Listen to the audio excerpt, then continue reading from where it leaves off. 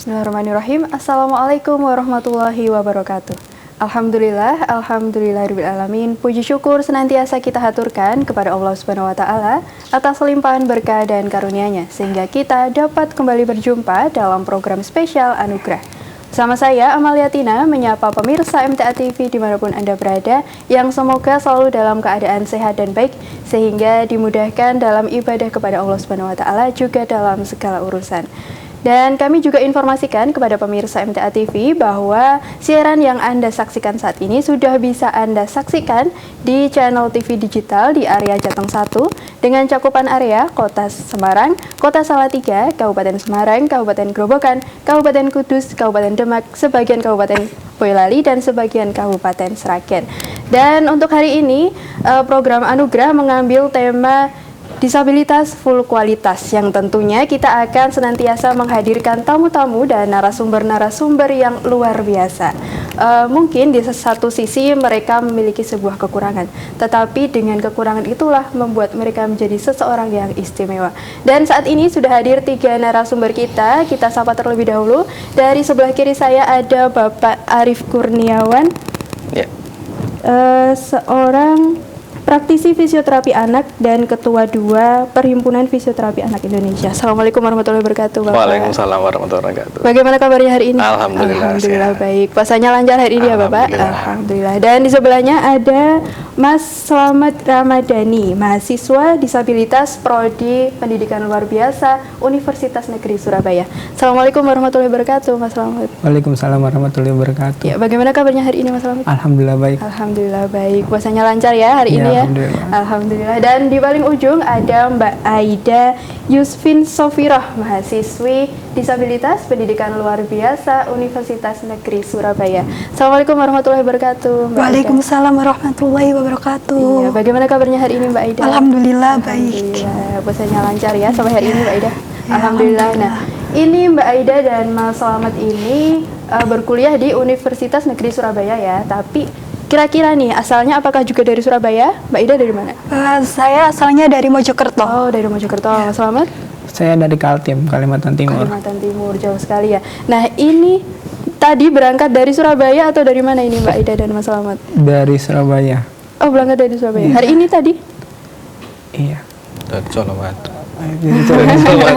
Salawadu ya. Karena Mbak Aida dan Mas Slamet ini kebetulan sedang magang di tempatnya Bapak Arif Kurniawan. Nah, ini Mbak Aida dan Mas Slamet ini apa nih kegiatannya kalau magang di tempatnya Pak Arif ini? Kalau saya sendiri itu di terapi edukasi. Jadi kegiatannya tuh mengajar anak-anak gitu yang ada di kelas terapi edukasi. Baik, Mas Slamet? Sama juga. Sama. Nah, ini mungkin mengajarnya nih apa saja yang diajarkan ini? Kita kan ada program, jadi per individu. Jadi programnya itu program individual, disesuaikan dengan kondisi anaknya. Misalkan anaknya itu butuh koordinasi mata dan tangannya, motorik tangannya, maka kita buat materi untuk menunjang itu motorik halusnya di bagian tangan seperti itu. Baik, Mas Slamet? Bagaimana kegiatannya? Kebetulan juga sama sih, Mbak. Jadi kita terapi edukasi. Jadi kayak misalnya motorik apanya nih, motorik tangannya atau bisa kayak gitu, tangan atau bagian kaki kita usahakan supaya dia bisa bergerak gitu. Baik. Dan ini Mbak Aida dan Mas Slamet ini juga spesial ya, Pak? Iya, Arif. betul sekali. Ada apa ini? Ya. Kondisinya dengan Mbak Arif, Mbak Aida dan Mas Slamet itu kondisinya secara umum adalah kondisi dengan cerebral palsy. Jadi permasalahan dari sisi kemampuan gerak. Ya, jadi ada sedikit hambatan atau kesulitan dalam bergerak. Nah, itu disebabkan ya faktornya banyak sekali, Mbak. Dan kejadiannya juga bervariatif. Mulai dari dalam kandungan, pada saat lahir ataupun setelah lahir. Gitu. Baik. Dan ini Pak Arif, Mas Slamet juga Mbak Ida, kita juga turut mengundang pemirsa MTA TV dimanapun Anda berada yang ingin bergabung, bisa melalui telepon di nomor 0271 679 3000 atau WhatsApp dan SMS di nomor 0811 255 3000. Nah, ini saya ke Pak Arif dulu ini. Mungkin bisa dijelaskan Pak Arif, cerebral palsy itu apa sebenarnya? Ya, jadi cerebral palsy, dari kata cerebral itu adalah otak. Jadi di otak yang mengalami palsi. Palsi itu adalah kerusakan. Nah, kerusakan otak itu terjadi bisa tadi dalam waktu pada saat di dalam kandungan, saat proses persalinan yang lama sehingga terjadi kekurangan oksigen saat proses persalinan, atau setelah lahir. Setelah lahir bisa karena demam tinggi, panas, kejang, trauma dan sebagainya. Nah, kerusakan otak itu mengakibatkan adanya ketidaknormalan ya, pertumbuhan dari sel-sel otaknya. Jadi dari cetakannya itu sudah tidak normal dulu, Mbak. Maka seiring dengan perjalanan waktu, kondisi otaknya ini tidak normal. Nah, ketidaknormalan dalam perkembangan otak itu ditandai dengan keterbatasan dalam kemampuan bergerak. Nah, misalkan harusnya 1 tahun itu bisa jalan ya. Nah, ini mungkin baru bisa duduk atau mungkin belum bisa apa-apa, itu juga bisa mungkin terjadi. Dan variasinya pada gangguan anak cerebral palsy itu banyak sekali. Ada yang kalau Mbak Aida itu separuh badannya dia terganggu sisi kiri, tangan dan kakinya. Nah, kalau Mas Slamet ini dari pinggul ke kaki. Nah, jadi kalau Mas Slamet itu berjalan dengan menggunakan alat bantu walker yang kakinya 4 itu. Kalau Mbak Aida bisa jalan mandiri, tapi dengan kaki kiri jinjit ya Mbak Aida ya. Baik, dan ini saya ke Mas Slamet dulu nih. Mas Slamet, mulai umur berapa Mas Slamet tahu kalau kondisi Mas Slamet ini seperti ini? Dari kecil sih Mbak, dari umur, kan kebetulan orang tua saya sakit. Sakit banyak tuh bilang. Nah, jadi saya lahir prematur cuma 6 bulan aja. Jadi ya jadi ini. Baik, diceritakan orang tua seperti itu ya. Iya. Dan kalau Mbak Aida, ini kan tadi sudah ngobrol sebentar juga sama Mbak Aida. Nah, Mbak Aida ini punya kembaran ya Mbak Aida ya. Nah, ini apakah kembaran Mbak Aida juga sama? Oh tidak, kembaran saya normal. Oh baik, Ya, jadi saya bisa saja. berbeda begitu ya Mbak ya? Iya, bisa berbeda. Tergantung area otak yang mengalami palsi itu tadi, kerusakan itu yang sisi mana. Gitu kan. Baik. Dan ini Mbak Aida, untuk pengobatannya bagaimana? Saya itu fisioterapi itu ada di daerah saya. Di Mojokerto terus, ya? Di Mojokerto. Terus saya juga fisioterapinya juga pernah di Jombang gitu. Terus sama rumah sakit RSUD itu di Sinar terapinya biasa. Baik. Kalau Mas Slamet ini pengobatannya bagaimana? Iya, di fisioterapi juga sejak umur 5 tahun. Kebetulan juga di terapi. Ya. Akhirnya bisa lebih baik ya sekarang ya. Iya. Baik. Dan ini bagaimana orang tua menjelaskan kepada Mbak Aida dan Mas Slamet tentang kondisi yang dideritanya? Mungkin Mbak Ida dari dulu saya dulu ya. Kalau saya tuh bertanya, kok kenapa saya nih kok nggak bisa jalan, padahal kakak saya bisa, gimana? Terus orang tua menjelaskan, dulu kamu itu pada usia 2 tahun itu kok nggak bisa jalan, kaki kamu tuh beda sebelah, gitu. Pada saat kayak di selonjor itu beda. Jadi itu terus orang tua berinisiatif membawa ke fisioterapi lah terdekat. Itu terus terapi terus akhirnya bisa duduk pada usia 2 tahun. Kemudian pada saat usia 4 tahun itu baru bisa berjalan. Oh, baik. Ya, seperti itu ceritanya. Nah, itu Mbak Aida tanya ke orang tua itu waktu umur berapa Mbak Aida? Sekitaran usia SD mungkin. SD. Ya. Itu juga sudah sekolah juga? Dia sudah sekolah, kenapa kok beda gitu ya? Ada kayak temen itu kok kenapa dibedakan gurunya, kok dalam segi misalnya kan saya sekolah inklusi, olahraga kok kamu sini aja gitu kan, jadi tanya gitu otomatis ke orang tua gitu. Baik. Dan orang tua juga mengusahakan yang terbaik ya buat Mbak Iya, Aida. alhamdulillah. Mungkin ini pengobatannya dari umur berapa sampai umur berapa ini Mbak Aida? Usia 2 tahun sampai usia SD, usia 7 tahun. Oh, sekitaran baik. seperti itu. Dan itu juga tidak bisa sembuh ya Pak ya? Kalau Ya, cerebral jadi palsy. kalau kita kategorikan sembuh 100% seperti orang pada umumnya, itu memang agak sulit. Mungkin maksimal 95%. Jadi secara kemampuan geraknya, intinya begini Mbak, kalau individu dengan dengan gambaran cerebral palsy itu minimal bisa mandiri, bina dirinya, mulai dari kemampuan kebutuhan pribadi individunya, dia makan, dia toileting, dia dressing, pakai baju, dia beraktivitas, sekolah, kuliah. Itu kalau sudah mampu, berarti memang proses kemampuan perkembangan geraknya sudah cukup bagus level kemandirian. Jadi fungsional yang dicapai itu sudah sesuai dengan usianya. Meskipun ada keterbatasan. Ya. Ya, dan ini saya ke Mas Slamet nih. Bagaimana orang tua menjelaskan ke Mas Slamet tentang kondisi Mas Slamet ini? Ya diceritakan sejak kecil loh, prematur, terus nggak terlambat, sekitar umur setahun tuh masih belum bisa apa-apa Mbak. Sejak umur setahun tuh belum bisa apa-apa. Umur sekitar 5 tahun bisa duduk, cuman ya bisa duduk terus bisa berdiri karena terapi itu setiap saat kan, dari Senin sampai Jumat itu di terapi. Terus orang tua juga kan, orang tua saya juga guru, bagi waktu antara terapi sama mengajar gitu juga. Jadi ya akhirnya lama kelamaan ya bisa. Baik, Mas Slamet ini punya saudara di rumah, saudara kandung? Saudaranya apakah sama? Alhamdulillah. Apakah sama atau enggak? Normal. Pernah merasa seperti Mbak Aida seperti itu tidak? Pernah. Oh ya. Lalu gimana Mas Slamet tanya ke orang tua? Ya orang tua sih selalu menjawab, ya nggak apa-apa kamu begini, siapa tahu kamu bisa lebih daripada kakak-kakakmu nanti gitu. Iya. Dan ternyata juga bisa kuliah sampai Surabaya ya, mendapat beasiswa juga dari pemerintah, alhamdulillah. Nah ini Pak Arif, kan tadi disebutkan Mbak Aida umur berapa, 2 tahun ya, 2 tahun baru bisa duduk. Mas Slamet 5 tahun baru bisa duduk. Nah, ini apakah pengobatan fisioterapi ini didasarkan pada apa sih Pak? Apakah pada umurnya atau pada tahapan yang dilaluinya? Ya, sebenarnya begini. Untuk pengobatan, intervensi, ya, yang paling baik adalah intervensi dini. Baik. Sedini mungkin. Jadi begini Mbak, pada kondisi otak normal, pada usia 1 tahun, otak itu sangat sensitif dengan rangsangan yang berhubungan dengan gerak.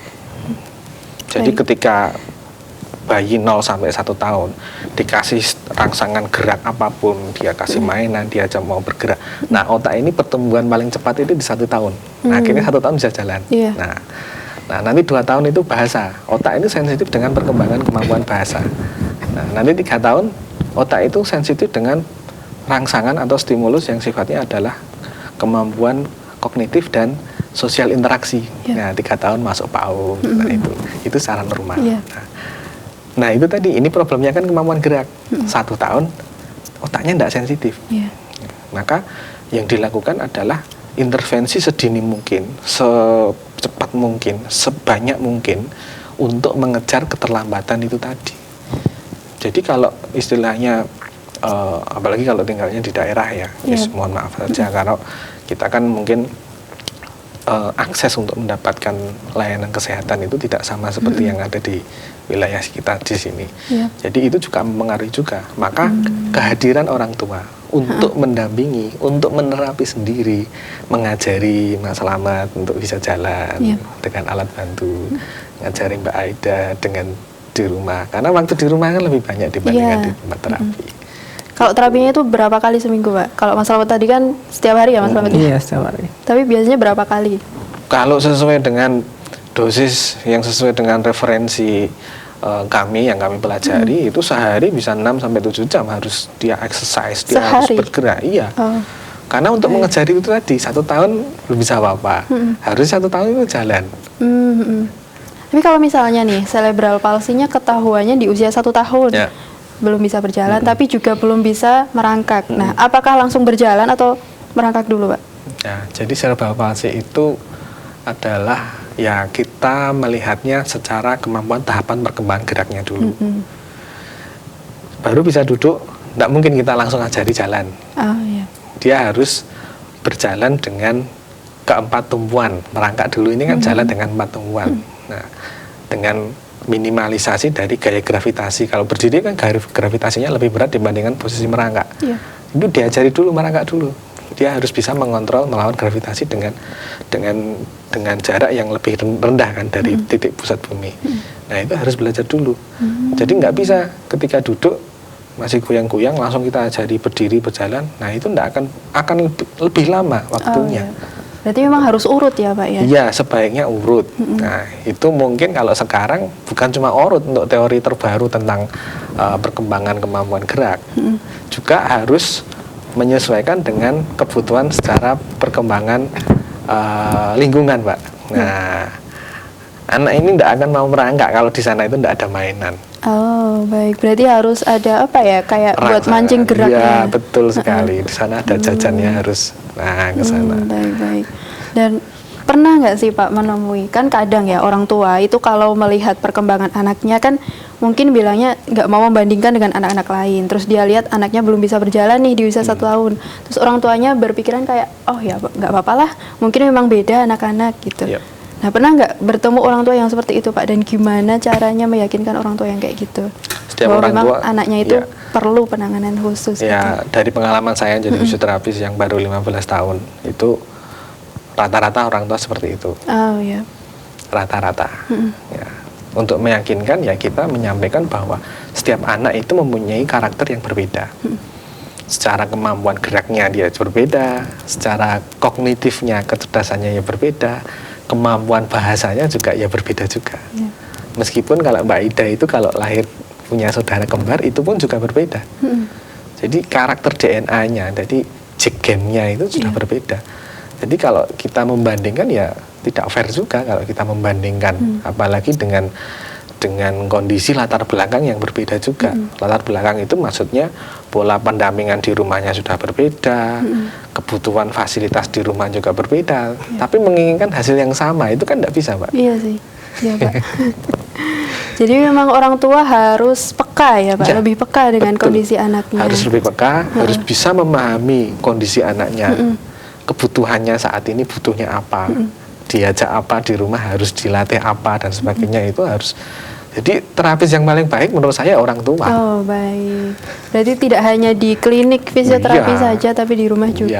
kami hanya memfasilitasi orang tua agar mampu mendampingi di rumah dengan program-program home program yang sederhana yang dilakukan di rumah. Nah, itulah keberhasilan ya didapatkan dari kerjasama antara orang tua dengan para terapis. Baik. Nah kalau Mas Slamet ini di rumah belajar terapinya sama orang tua belajar apa saja Mas Slamet? Disuruh jalan gitu keliling Jalannya pakai apa atau? pakai tongkat, Oh pakai tongkat. pakai krek. Kerak yang kakinya 4 itu ya Mas Slamet ya. Berarti dari kecil sudah pakai itu. Iya. Baik. Dan orang tua bagaimana menyemangati? Iya, menyemangati, mensupport gitu. Baik. Nah selain belajar berjalan, belajar apa lagi nih Mas Slamet sama orang tua? Ya dinasihatin aja kayak Dinasihatin. gimana nanti kalau kamu ke depannya kalau nggak bisa gini harus bisa mandiri kayak gitu. Iya. Berarti orang tua juga selalu membesarkan Iya. hati Mas Slamet bahwa memang walaupun keadaannya seperti ini, tapi Mas Slamet juga pasti memiliki kelebihan yang lainnya. Nah, untuk Mbak Aida nih di rumah belajar apa sama orang tua? Kalau di rumah itu biasanya belajar jalan juga awalnya. Terus saya kan nggak bisa dulu pas waktu TK itu megang pensil. Oh, Jadi baik. diajarin sampai bisa. Pertama suruh gerakin tangannya biar motoriknya itu terlatih. Terus akhirnya bisa. Terus baru belajar abjad, nulis abjad. Akhirnya lama-kelamaan bisa. Meskipun kadang dulu itu sering hilang hurufnya. Oh iya, saling lupa gitu ya, ya. Mbak Ida? Terus tulisannya juga jelek gitu awal-awalnya. Terus alhamdulillah bisa mengikuti sampai sekarang bisa nulis gitu. Sampai bisa mengikuti pembelajaran. Baik. Dan ini Pak Arif, Mas Slamet juga Mbak Aida. Ini kita akan lanjutkan lagi perbincangan kita, tapi setelah informasi berikut ini ya. Pemirsa MTA TV dimanapun Anda berada, akan kami lanjutkan perbincangan kita setelah informasi-informasi berikut ini.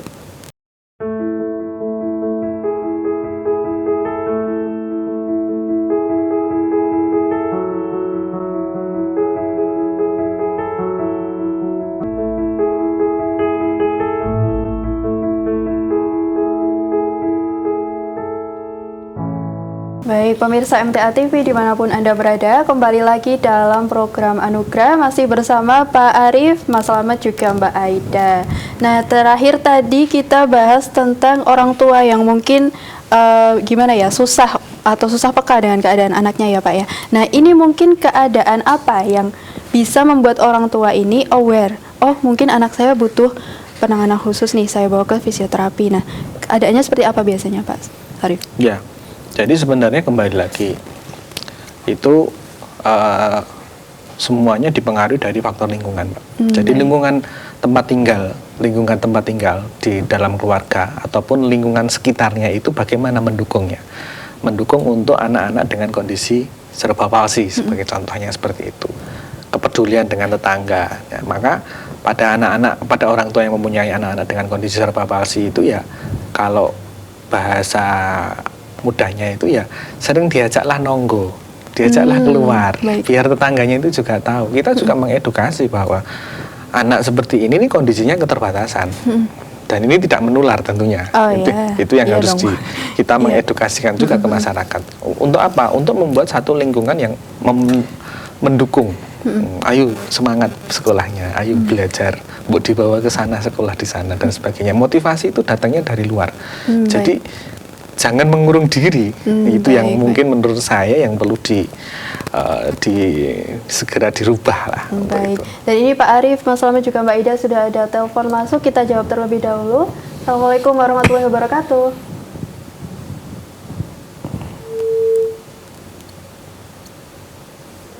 Halo, Assalamualaikum warahmatullahi wabarakatuh. Assalamualaikum. Ya, waalaikumsalam warahmatullahi wabarakatuh. Dengan siapa di mana ini? Ya, dari Santoso di Colomadu. Baik, Bapak Santoso, silahkan, ada yang ingin ditanyakan atau disampaikan? Ya, yang pertama untuk Mas Slamet dan Mbak Aida ini. Ini kan beliau adalah pelaku atau orang yang mengalami disabilitas sendiri. Namun sekaligus beliau itu juga belajar, sedang kuliah di bidang yang beliau sedang alami. Nah, ini bisa jadi ilmu yang dia miliki, yang sekarang lagi dipelajari, langsung bisa dirasakan, atau bisa diterapkan ya, bisa diterapkan, sekaligus mungkin sangat lebih akurat ketika ilmu yang diterapkan ini akan berdampak apa ketika dia melakukan satu treatment tersendiri begitu ya. Nah, itu yang satu. Nah, yang kedua kemudian saya ke Pak Arif begitu. Kepada beliau berdua ini ketika melakukan saat ini mungkin sedang bersama dengan atau istilahnya magang di tempatnya Pak Arif, itu seperti apa akselerasi atau prestasi atau kegiatan yang dilakukan, apakah beliau terus masuk, karena di sini juga di flyer itu disabilitas yang full kualitas. Nah, ini seperti apa progres beliau berdua. Demikian, terima kasih. Assalamualaikum warahmatullahi wabarakatuh. Waalaikumsalam warahmatullahi wabarakatuh dari Bapak Santoso di Colomadu. Dan tadi pertanyaan yang pertama dulu nih untuk Mbak Aida dan Mas Slamet. Kan belajarnya di PLB ya, pendidikan luar biasa. Nah, ini apakah yang dipelajari ini sudah sesuai dengan kondisi yang juga dialami oleh Mbak Aida juga Mas Slamet? Mbak Aida dulu. Kebetulan saya juga kan peminatnya ambil tunadaksa, secara otomatis langsung dong berdampak. Misalkan saja kan dari jenis cerebral palsy ya. Ya, mungkin tahu yang separuh itu namanya apa, hemiplegi, terus yang dua kaki itu diplegi, seperti itu akhirnya tahu mengenai macam-macam cerebral palsy, juga cara menanganinya, terus cara melatih motorik halusnya sehingga bisa mengikuti kegiatan akademik seperti itu. Baik. Dan ini Mas Slamet bagaimana? Apakah juga kondisinya apa yang dipelajari itu apakah juga sama yang seperti dialami oleh Mas Slamet? Iya, sama. Tentu untuk dari tadi yang bilangnya Mbak Ida tadi tuh itu betul. Terus kalau misalnya dari segi kalau misalnya dari segi duduk harus seperti apa, terus kalau misalnya dari pembelajarannya harus seperti apa, kalau misalnya di play gini gimana tentang pembelajarannya gimana, apakah dia sesuai dengan kemampuannya dia atau gimana gitu. Kalau menurut Baik, saya. baik. Baik, jadi sesuai ya dengan keadaannya, kenyataannya dengan yang dipelajari itu juga sesuai dan sesuai. lebih Jadi memahami. bisa nambah ilmu juga. Dan ini juga yang pertanyaan kedua tadi untuk Bapak Arif nih. Untuk kegiatan magangnya Mbak Aida juga Mas Slamet ini perkembangannya bagaimana? Ya, yang saya lihat ini kan mereka itu baru belajar dengan anak-anak kami yang ada di klinik saya itu 1 bulan ya. Yap. Yang saya lihat itu semangatnya yang nomor 1, semangatnya mereka untuk bisa berbagi dengan kondisinya mereka itu. Jadi semangatnya untuk pengen bisa ngajar, pengen bisa ngomong di depan kelas kan seperti itu yang kita lihat. Jadi meskipun istilahnya kalau dibuat nilai rapot itu kan nilai rapotnya ya kalau katakan ya sempurna itu dengan kondisinya seperti ini, punya semangat seperti ini, kemudian dia motivasinya untuk bisa berbagi dengan adik-adiknya yang kondisinya hampir sama, bahkan ada kondisi yang lebih berat. Nah, itu saya melihatnya ada peningkatan progres. Kemudian yang kedua, kepercayaan diri mereka. Ya, yang pertama semangat, 2 kepercayaan diri semakin meningkat. Ketemu dengan banyak orang. Ya, kalau biasanya mereka aktivitas di kampus ketemu dengan yang usianya tidak terpaut jauh lah, usia sepantaran lah. Tapi kalau di tempat ketika mereka magang, mereka harus ketemu dengan para orang tua, mereka mungkin bisa berbagi dengan para orang tua yang punya anak dengan kondisi cerebral palsy, saling memberikan support. Nah, akhirnya kepercayaan dirinya mereka meningkat. Nah, itu sebenarnya adalah kunci untuk mereka bisa lebih kualitasnya lebih meningkat lagi dengan kondisinya seperti ini. Baik. Alhamdulillah ya Pak ya, semakin berkembang dan semakin juga berkembang kepercayaan dirinya juga. Apa tadi Pak yang pertama Pak? Semangatnya juga. Baik, itu tadi jawabannya untuk Pak Santoso di Colomadu. Nah, ini saya penasaran nih dengan Mbak Aida dan Mas Slamet, kenapa pilih kuliah di pendidikan luar biasa? Mas Slamet dulu gantian. Kebetulan ya ibu saya seorang guru, jadi kayak ibaratnya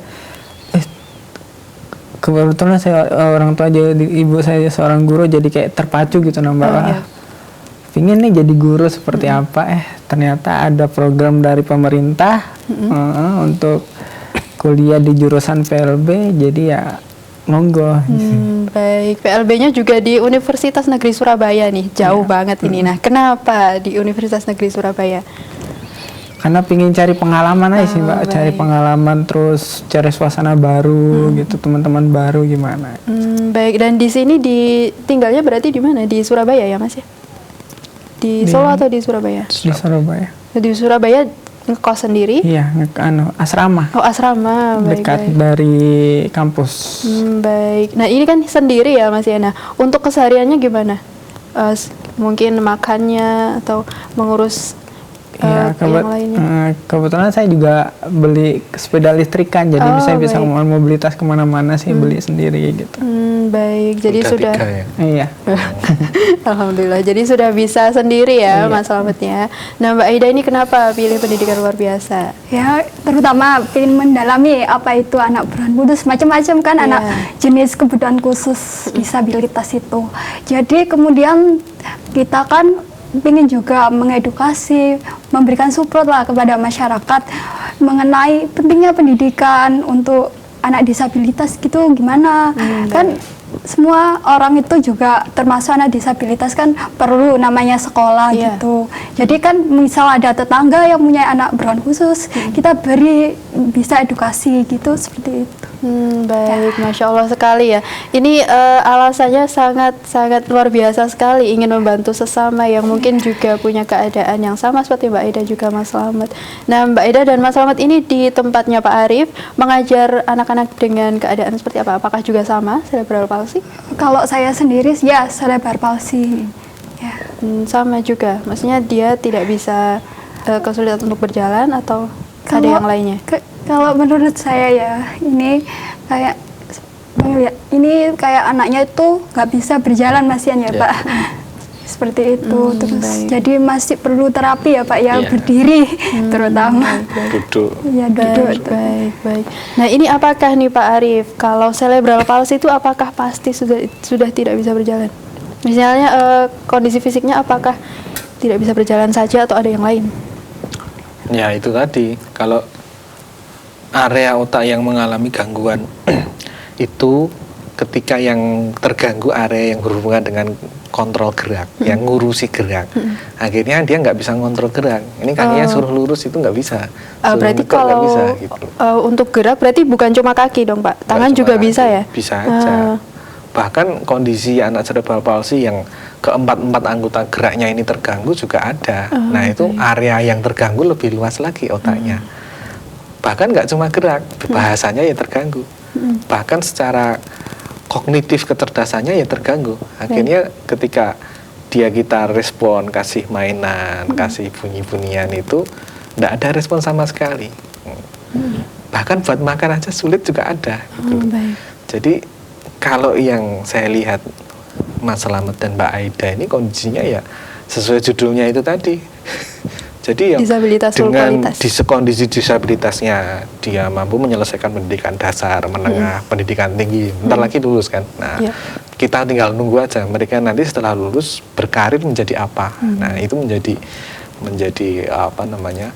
Suatu edukasi untuk kita bersama bahwa anak-anak dengan cerebral palsy itu mampu untuk bisa berprestasi. Baik. Nah ini bicara tentang profesi dari Pak Arief tadi. Pak Arief ini kan seorang praktisi fisioterapi anak ya Pak ya. Nah mungkin fisioterapi anak ini banyak yang tidak tahu nih Pak. Fisioterapi anak itu seperti apa sih? Apakah sama dengan biasanya nih orang-orang kan fisioterapi itu kan melihatnya pengobatan fisik gitu. Terus nanti orang-orang berpikirnya oh berarti pijet gitu. Nah, apakah sama? Nah. Ya secara umum memang seperti itu. Kita tidak bisa menampik ya. Dikatakan oh kalau di fisioterapi nanti dipijeti ya. Tidak masalah. Kami pun juga menyadari hal itu. Maka dengan adanya edukasi ke masyarakat bahwa fisioterapi itu tidak hanya melakukan tindakan pemijatan atau masas.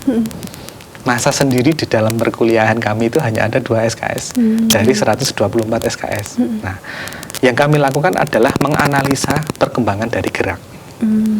Ya, misalkan ini anak 3 bulan itu bisa apa sih harusnya kita amati.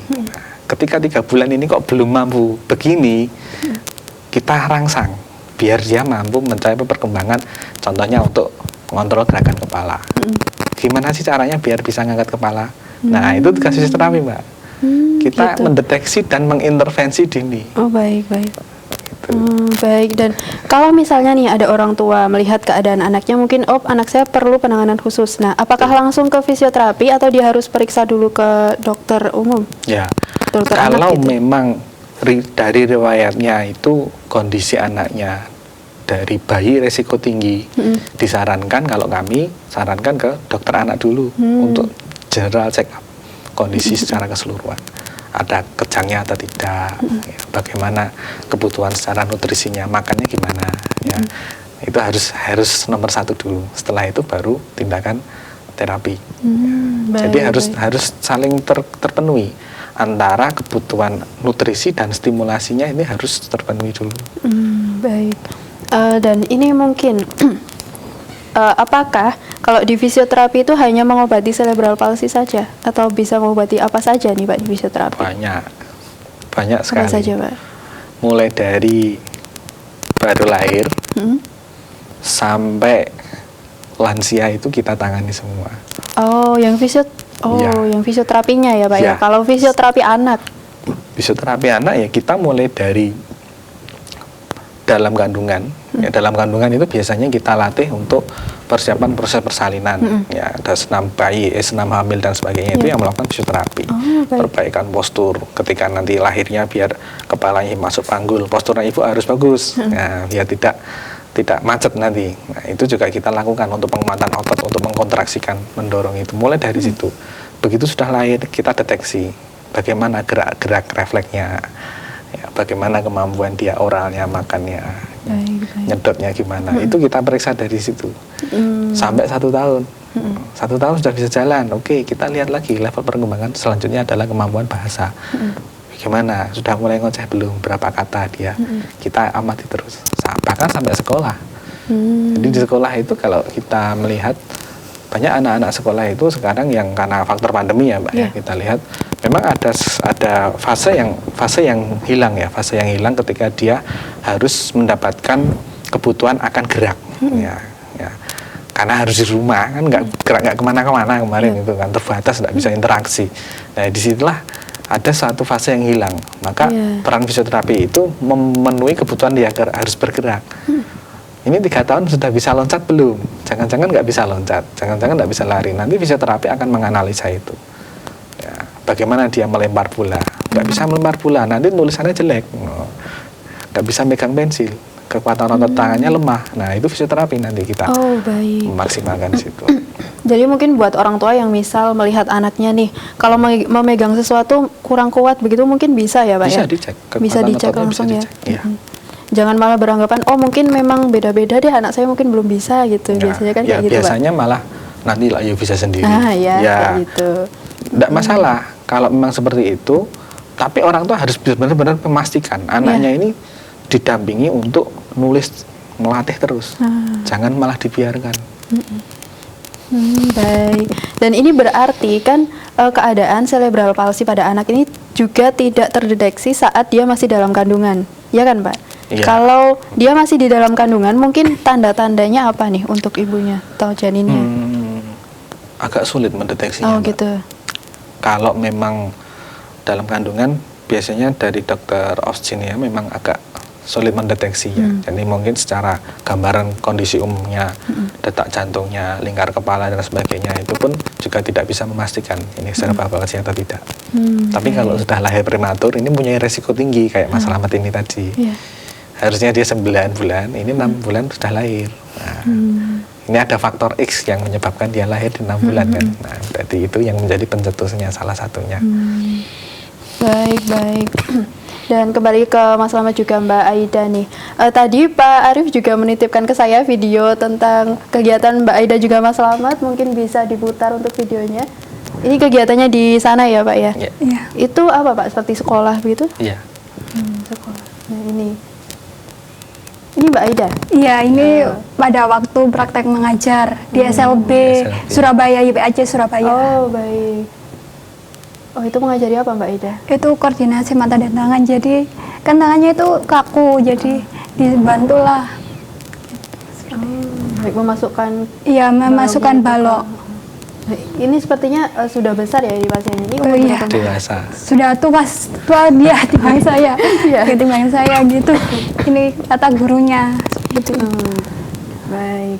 Cuma kan mungkin intelijensinya sehingga masih sekolah, ini jenjangnya SMP. Oh, SMP. Ya. Pasti dong ya ada kesulitan. Nah, kesulitannya biasanya apa Mbak Aida? Kalau menangani kesulitan kan sama-sama kaku, otomatis kan itu agak susah gitu, kayak koordinasiin tangannya yang kaku juga gitu kan, soalnya tangan yang kaku kan juga berat gitu. Baik. Ini Mbak Aida di Surabaya. Nah ini Mas Slamet yang mana? Ini.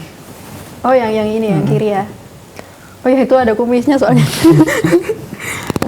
Ya Bang, itu ngajari apa Mas Slamet? Itu menggambar. Kebetulan kita masuk di bagian anak TK, jadi suruh gambar gitu, mewarnai. Mewarnai. Itu kesulitannya apa Mas Slamet kalau kalau anak-anak seperti ini kita ngebujuk belajarnya tuh agak ekstra ya gitu. Apalagi dia tangannya juga agak susah gitu. Kalau ini yang adiknya ini kenapa? Kondisinya seperti apa yang adiknya ini? Iya sama tunadaksa, tunadaksa juga Mbak. Jadi dia di kursi roda, dia gambar gitu, kita bujuk untuk gambar ini, dia agak-agak. Pernah nggak sih Mas kayak anak kan ini anak TK ya, biasanya kan suka rewel atau tantrum gitu. Nah itu cara menanganinya gimana Mas Slamet? Kita ajak bermain, kita suruh tenang dulu, kita mengikuti apa dia maunya dulu gitu. Baru kita ikutin apa dia mau, baru kita ajakin dia, kita berinteraksi gitu. Baik. Itu di mana Mas Slamet? Di YPAC. Oh sama di Surabaya juga ya. Baik. Dan ini untuk kegiatannya di tempatnya Pak Arief. Ini selain mengajar juga apa lagi nih Pak Arief?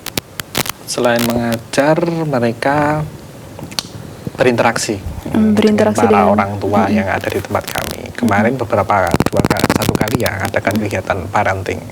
Kita kumpulkan nanti mereka berdua memberikan motivasi. Baik. Yang isi Bisa, acaranya Mas ya. Slamet juga Mbak Aida juga ya, wah. Bisa Masya kuliah, Allah. gitu.